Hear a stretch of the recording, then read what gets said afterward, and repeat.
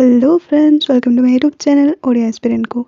तो MS Word रो 3टा पार्ट आम ऑलरेडी कवर कर सारी। तो लिंक डिस्क्रिप्शन रे अच्छे, आपण मैंने जाइए देखिपारे। आज हूँ पार्ट 4 होम टैब रो लास्ट पार्ट जोड़ा। तो चलते स्टार्ट करवा।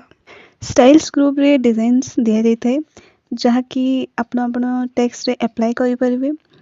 फर्स्ट आम टेक्स्ट आनिबा शॉर्टकट की रो यूज करी।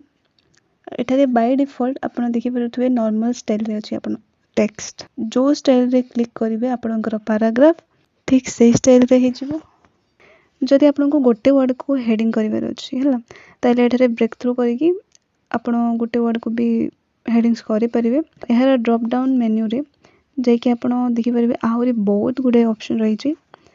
आपण के इच्छा अनुसार आपण अप्लाई करि परिवे डिजाइन। जणिबा क्लियर फॉर्मेटिंग विषय रे आपण जदि टेक्स्ट रे डिजाइन्स वगैरह करिसेंती चेंजेस करिसेंती ताको मूल रूप को आनिबा को हेले एटा हेल्प करिथाय। नॉर्मल स्टाइल को पुणी फेरे आनिथाय। देन जणिबा क्रिएट स्टाइल विषय जदि आपण चाहछथि निजे स्टाइल बनेबा को तो सेटा भी मध्य करि परिबे। एठारे ऑप्शन अछि क्रिएट स्टाइल को जिवे तो सेटा बडे डायलॉग बॉक्स ओपन हबो। तो एठारे आपण देखि परथबे माने किछि ऑप्शंस वगैरह नाही। तो आपण को एठारे मॉडिफाई को क्लिक करबा को हबो। देन गोटे डायलॉग बॉक्स आ गोटे ओपन हो जिवो जोठारे कि बहुत किछि जिंस दिया जायछि। तो स्टाइल टाइप आपण केमती रखिबा को चाहछंती लिस्ट आकर ना टेबल आकर नॉर्मल वगैरह रे। तबरे स्टाइल बेस्ड ऑन जोड़ा दे जायछि एथिरु आपण नॉर्मल की हेडिंग वगैरह बनै परिबे। देन देछि स्टाइल्स पैराग्राफ नेम रे आपण को स्टाइल रो को नाम रखिबा को चाहछंती सेटा आपण दे परिबे और से अनुसार ही सेव हम आपनकर गैलरी रे। देन राइटिंग स्टाइल्स साइज वगैरह bold italic underline colour alignment line spacing सब एठारे अवेलेबल अछि जोटा कि हमें फॉन्ट ग्रुप रे ऑलरेडी कवर कर साइछि। तो आपण आपनकर स्टाइल्स को जेपरि क्रिएट करबा को चाहतबे सेपरि एठारो कस्टमाइज करि परिबे। देन कर साला पारे देन आपण को पचारे जे यही स्टाइल्स को आपण गैलरी सेव करेंगे ना नहीं। जदि खाली यही डॉक्यूमेंट रे ही आपण को स्टाइल्स को अप्लाई करबा को थिबो तो ओनली दिस डॉक्यूमेंट क्लिक करेंगे। बट इन फ्यूचर जदि आपण ए स्टाइल को केबे उपयोग करबा को चाहिबे तो new document based on this template use करि परिबे। देन ओके क्लिक करी देखि परिबे आपणकर स्टाइल गैलरी रे ऑलरेडी सेव हे साइछि।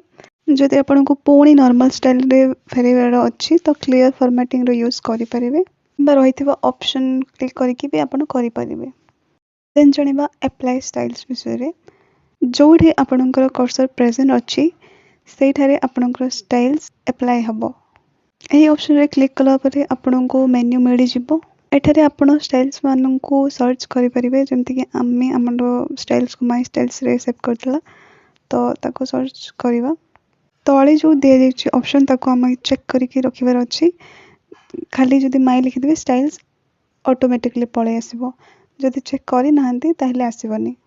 देन अप्लाई करिवो तो हमर कोर्स जोटा रे थिला से पैराग्राफ से स्टाइल अप्लाई हे जायछि। स्टाइल्स इंसर्ट केमति करिबा सेटा जणि गले। एबे जणिबा डिलीट केमति करिबा स्टाइल्स को। जो स्टाइल्स को डिलीट करबा को जोतबे सेटारे राइट क्लिक करिकि रिमूव को क्लिक कर देबे। देन गैलरी तो हटि जिवो। बट ड्रॉप डाउन मेन्यू को जाइकि अप्लाई स्टाइल्स रे जदि आपण माय स्टाइल सर्च करिवे तो एठारे आसुथबो। तो एठारे छोटे गोटे ऑप्शन दे जायछि तो सेटा को क्लिक करिवे लेफ्ट क्लिक करिवे। देन ऑप्शन गुडा आसी जिवो माने स्टाइल्स मानकर नाम ताको आपण तापरे राइट क्लिक करिवे। तापरे डिलीट माय स्टाइल जो ऑप्शन अछि ताको क्लिक कर देला परे प्रॉपर्ली डिलीट हे जिवो आपनकर स्टाइल। देन जणिबा एडिटिंग ग्रुप